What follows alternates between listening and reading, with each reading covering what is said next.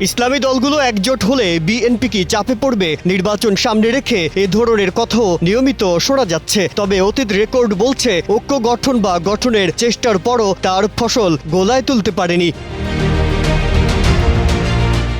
বাংলাদেশে ইসলামী ধারার রাজনৈতিক দলগুলোর ঐক্য হয় 1979 সালে, 1981 সালেও ঐক্য হয়, তবে জামায়াত ইসলামকে বাদ দিয়ে। এরপর 1991 সালে জামায়াত ইসলাম ঐক্য ছাড়াই নির্বাচনে অংশ নেয়। সেবার 18টি আসন লাভ করে দলটি। তবে আসন্ন নির্বাচনকে সামনে রেখে এবার ইসলামী দলগুলোর ঐক্য বলতে মোটা দাগে জামায়াত ইসলামী ও ইসলামী আন্দোলনের জোটবদ্ধ হওয়াকে বোঝানো হচ্ছে। 1991 সালের নির্বাচনে সব ইসলামী দল মিলে মোট ভোটের 14.4% অর্জন করতে সক্ষম হয়। বান্ডেল থাকলে প্রতি সেনমানিতে টাকা বাঁচবে।